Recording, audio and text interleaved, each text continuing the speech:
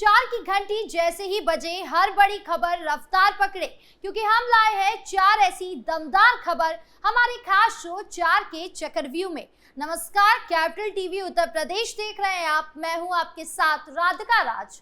आज चार के चक्रव्यूह में सबसे पहले बात होगी ऑपरेशन सिंदूर की, जिसने पाकिस्तान को हिलाकर रख दिया है। जानेंगे हमले के बाद क्या हुआ। फिर बात होगी भूपेंद्र सिंह चौधरी की, जिन्होंने राफेल पर नींबू मिर्च और गोबरनामा वाले बयान का मुंहतोड़ जवाब दिया है। साथ ही बात होगी सीएम योगी की, जिन्होंने ऑपरेशन सिंदूर पर पहली प्रतिक्रिया दी।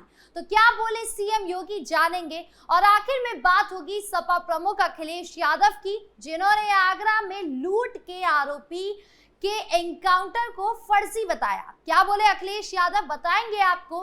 तो चलिए शुरू करते हैं चार का चक्रव्यूह।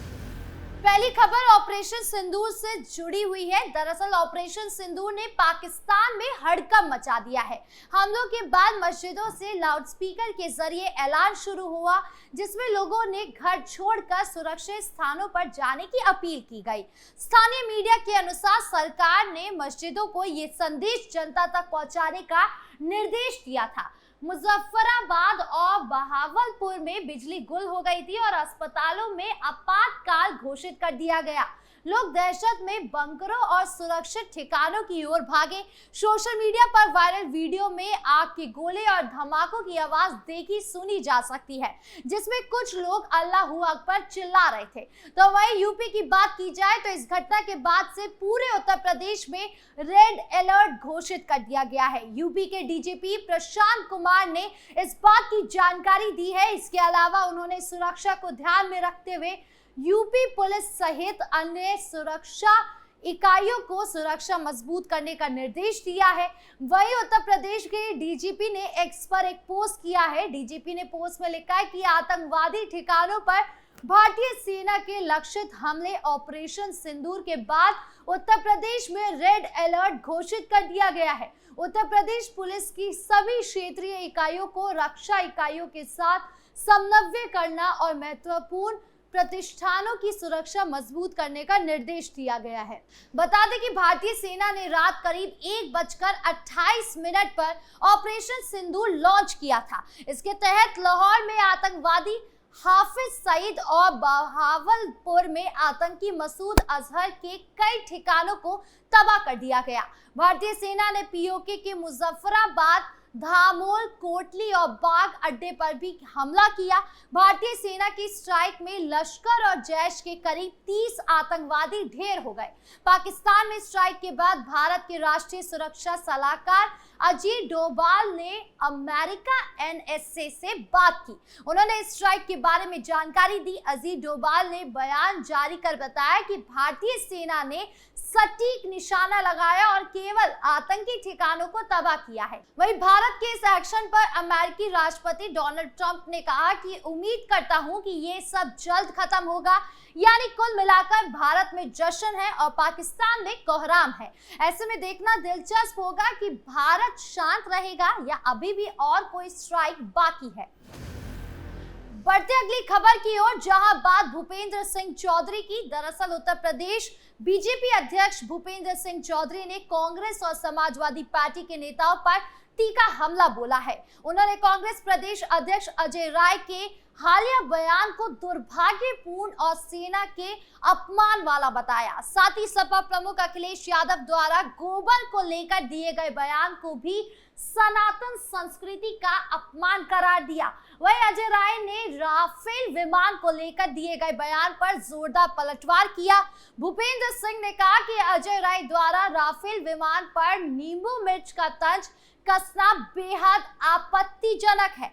ये टिप्पणी न केवल भारतीय सेना का मनोबल गिराने वाली है, बल्कि ये कांग्रेस की देश विरोधी मानसिकता को भी उजागर करती है। उन्होंने कहा कि कांग्रेस और इंडिया गठबंधन बार बार ये दावा करता है कि वो सरकार के साथ है, लेकिन उनके नेता सेना पर सवाल उठाकर पाकिस्तान को खुश करने वाली भाषा बोल रहे हैं। भूपेंद्र चौधरी ने यह भी याद दिलाया कि राफेल विमानों ने हाल ही में उत्तर प्रदेश में उड़ान भरकर पाकिस्तान को संकेत दिया था, लेकिन कांग्रेस प्रदेश अध्यक्ष ने उसी विमान का मजाक उड़ाकर सेना की उपलब्धियों को नकारने की कोशिश की थी। उन्होंने आरोप लगाया कि कांग्रेस का इतिहास देश विरोधी बयानों से भरा पड़ा है और अब वो विपक्ष करते करते राष्ट्र विरोधी तक पहुंच गए हैं। समाजवादी पार्टी प्रमुख अखिलेश यादव ने एक बयान पर प्रतिक्रिया देते हुए भूपेंद्र ने कहा कि गाय और गोबर भारत की सनातन संस्कृति का अहम हिस्सा है। गौवंश का सम्मान हमारी परंपरा में रचा बसा है। ऐसे में गोबर पर की गई टिप्पणी केवल सांस्कृतिक अपमान नहीं बल्कि अखिलेश यादव की संकीर्ण सोच को दर्शाता है। उन्होंने कहा कि अखिलेश यादव को भगवान गोविंद का वंशज कहना छोड़ देना चाहिए, क्योंकि वो लगातार गौ माता और सनातन परंपरा का अपमान कर रहे हैं। मुख्यमंत्री योगी आदित्यनाथ और प्रधानमंत्री नरेंद्र मोदी की नीतियों का हवाला देते हुए उन्होंने कहा कि दोनों नेता गाय के संरक्षण और ग्रामीण अर्थव्यवस्था में गोबर की अहम भूमिका को समझाते हैं और उसे बढ़ावा दे रहे हैं। ऐसे में विपक्षी दलों का इसे लेकर उपहास करना दुर्भाग्यपूर्ण और निंदनीय है। बीजेपी नेताओं के तेवरों से ये साफ है कि ये विवाद फिलहाल थमने वाला नहीं है। खबरों में आगे बढ़ते हैं, जहां बात सीएम योगी की। दरअसल भारतीय सशस्त्र बलों द्वारा पाकिस्तान के कब्जे वाले कश्मीर स्थित मुजफ्फराबाद में आतंकियों के 9 ठिकानों पर स्ट्राइक दी गई। बलों ने ये कार्रवाई बुधवार रात को किया। इसकी जानकारी रक्षा मंत्रालय ने दी। भारतीय सशस्त्र बलों के इस अदम्य साहस और वीरता पर उत्तर प्रदेश के मुख्यमंत्री योगी आदित्यनाथ ने प्रतिक्रिया दी है। सोशल मीडिया साइट एक्स पर सीएम ने ऑपरेशन सिंदूर की फोटो शेयर करते हुए लिखा, जय हिंद की सेना। सीएम योगी के अलावा रक्षा मंत्री राजनाथ सिंह ने भी इस पर सदी हुई प्रतिक्रिया दी। रक्षा मंत्री ने लिखा, भारत माता की जय। भारतीय सशस्त्र बलों के इस जवाब पर उत्तर प्रदेश के डिप्टी सीएम केशव प्रसाद मौर्य ने प्रतिक्रिया दी। उन्होंने लिखा, भारत माता की जय। वहीं बिहार के पूर्व उप मुख्यमंत्री तेजस्वी यादव ने लिखा, जय हिंद जय भारत। ना आतंक रहे ना अलगाववाद रहे, हमें अपने वीर जवानों और भारतीय सेना पर गर्व है। दूसरी ओर रक्षा अधिकारी ने कहा कि किसी भी स्थिति में निपटने के लिए भारत पाकिस्तान सीमा पर भी सभी वायु रक्षा इकाइयों को सक्रिय कर दिया गया है। उधर पाकिस्तान के ड्रॉन न्यूज की रिपोर्ट के अनुसार ISPR के महानिदेशक लेफ्टिनेंट जनरल अहमद शरीफ चौधरी ने कहा कि कश्मीर में आतंकवादी हमले के मद्देनजर दोनों देशों के तीव्र तनाव के बीच भारत ने कोटली, बहावलपुर और मुजफ्फराबाद में मिसाइल हमले किए, जो एक कायरतापूर्ण हमला है। पाकिस्तान के अंदर भारतीय सशस्त्र बलों द्वारा आतंकी ठिकानों पर हमले के बाद अमेरिकी राष्ट्रपति ट्रंप की पहली टिप्पणी भी आई। अमेरिकी राष्ट्रपति डोनाल्ड ट्रंप ने कहा कि हमने ओवल के अंदर जाते ही इसके बारे में सुना। मुझे लगता है कि लोगों को कुछ पता था कि कुछ होने वाला है। वो लंबे समय से लड़ रहे हैं। अगर आप इसके बारे में सोचें तो वो कई दशकों और सदियों से लड़ रहे हैं। मुझे उम्मीद है कि ये बहुत जल्दी खत्म होगा। यानी कुल मिलाकर कई लोगों की जो है प्रतिक्रिया सामने आई है। खबरों के अंत में अब बात सपा प्रमुख अखिलेश यादव की। दरअसल आगरा में बालाजी ज्वेलर्स में लूट और दुकान के मालिक की हत्या में शामिल मुख्य आरोपी अमन को पुलिस ने एनकाउंटर में ढेर कर दिया, जबकि एक आरोपी को गिरफ्तार कर लिया गया।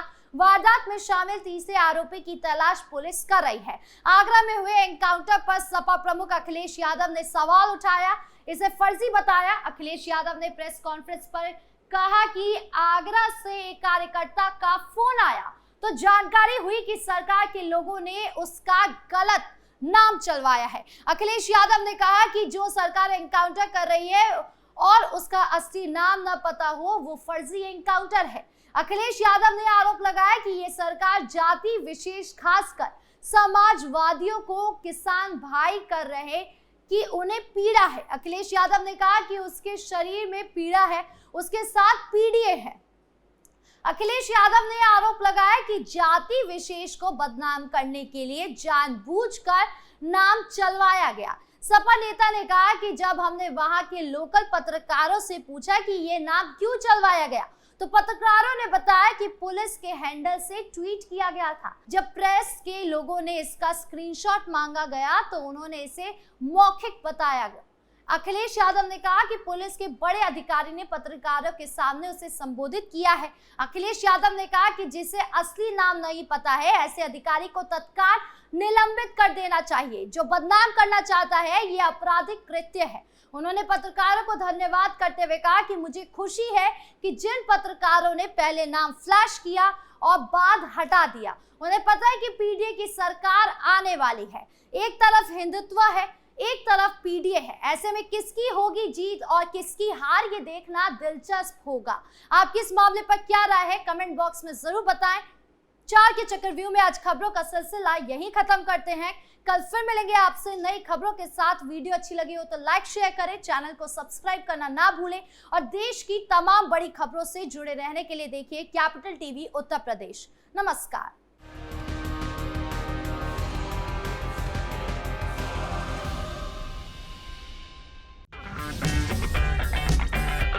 अगर आपको हमारा वीडियो पसंद आया हो तो इसे लाइक करें, हमारे चैनल को सब्सक्राइब करें और हाँ, बेल आइकन दबाना ना भूलें ताकि आप तक हमारे वीडियो की नोटिफिकेशन पहुंचती रहे। आप अपना सुझाव हमें कमेंट बॉक्स में दे सकते हैं। हमारे साथ जुड़ने के लिए शुक्रिया।